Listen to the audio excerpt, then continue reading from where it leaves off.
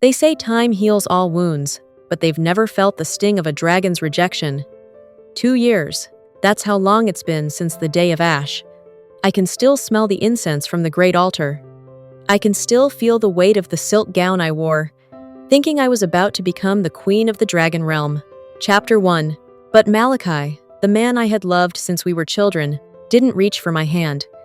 He didn't look at me with the warmth I'd known my whole life. Instead, he stood before the High Council and the thousands of people gathered in the square, and his voice was as cold as a winter mountain.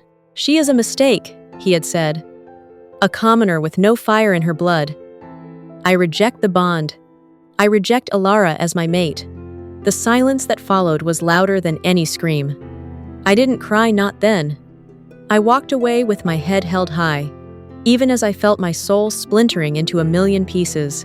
I left the palace, the capital, and the life I knew.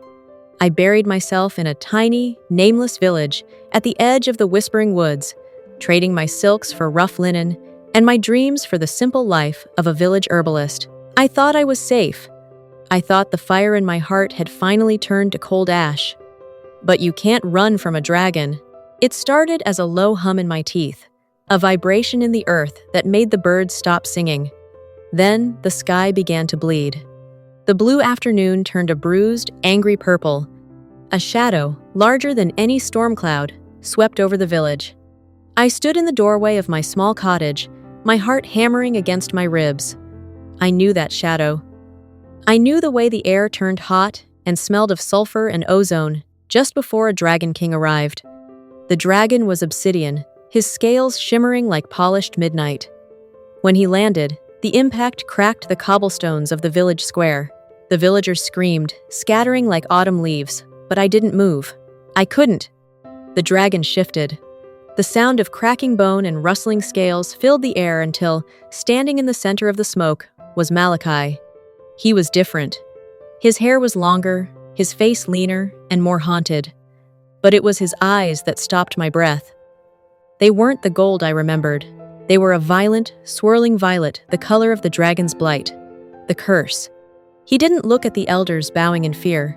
He didn't look at the gold they offered as tribute. His gaze locked onto mine, and for a second, I saw the man I used to love and the monster he was becoming. "Elara," he said. His voice was a rasp, like stone dragging over stone. "Your Majesty," I replied, my voice steady despite the trembling in my knees. "You've lost your way. The palace is leagues to the north." He didn't flinch. He walked toward me, each step heavy and deliberate. When he was only inches away, I smelled the scent of rain and old magic, and something else, the smell of decay. "I didn't lose my way," he whispered, reaching out a hand. I flinched back, and a flash of pure agony crossed his face. "I've spent 700 days trying to find the strength to stay away. I failed." "You made your choice, Malakai," I spat, the old pain rising up like a tidal wave. "You called me a mistake. You threw me away like I was nothing. Why are you here? To finish the job?" He didn't answer with words. Instead, he pulled back his heavy leather sleeve. I gasped. From his wrist up to his elbow, his skin wasn't flesh anymore. It was gray, cracked stone. The curse was turning him into a statue, a living tomb. "The Blight," I whispered.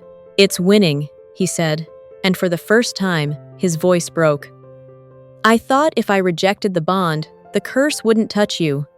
I thought I was saving you from a life of watching your husband turn to stone. But I was a fool, Elara. The bond is the only thing keeping the stone from my heart. I'm dying, and my kingdom is dying with me." Before I could speak, the sound of galloping horses shattered the moment. A troop of royal guards in silver armor skidded into the square. At their head was Lady Selene, the woman, the rumors said Malakai had chosen to replace me. She dismounted, her eyes full of venom as she looked at my humble cottage and my stained apron. "My king," she called out, her voice a sharp contrast to the heavy air. "Why do you waste your breath on this peasant girl? The healers are waiting. We have rituals to perform. This girl can do nothing for you." She stepped between us, pushing me back with a gloved hand.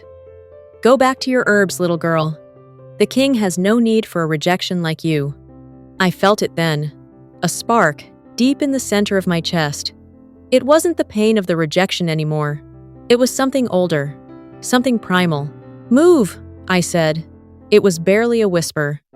Celine laughed, a cold, tinkling sound. "Or what? You'll throw a potion at me." "You are nothing, Elara. You have no magic. You have no—" She didn't finish. Because in that moment, the spark in my chest exploded. A wave of pure golden light erupted from me. A shockwave so powerful, it sent Celine and the guards flying backward into the dust. The village bells began to ring on their own. And for the first time in 2 years, the crushing weight of the rejection vanished. Malakai gasped, falling to his knees not in weakness, but in relief. Where my light touched him, the stone on his arm began to crumble away, revealing fresh, healed skin beneath. I looked at my hands. They were glowing. "The dragon heart," Malakai whispered, looking up at me with tears in his eyes. "It wasn't in the royals, it was always in you." I looked down at the king who had broken my heart, and then at the noble woman struggling to stand in the dirt. I wasn't the girl who had cried at the altar anymore. "You said I was a mistake," I said, my voice echoing with a power that wasn't entirely human. Malakai reached for the hem of my dress, his head bowed. "I was the mistake. I will spend 1,000 lifetimes earning your forgiveness. Come back to the capital. Rule with me. Save us." I looked at the sky, where the purple clouds were already beginning to break, letting the gold of the sun shine through. "I'm not going back to be your cure, Malakai," I said, my voice cold and beautiful. "And I'm not going back to be your shadow. If I return, it's as the Dragon Queen, and you? You will have to prove you're worthy of standing by my side." I turned my back on him, walking into my cottage as the entire village and the king himself watched in stunned silence. The story wasn't over, it was just beginning. And this time, I was the one holding the fire. If you were Elara, would you trust Malakai? Or run before it's too late? And what do you think is coming for her? Part 2. Will change everything.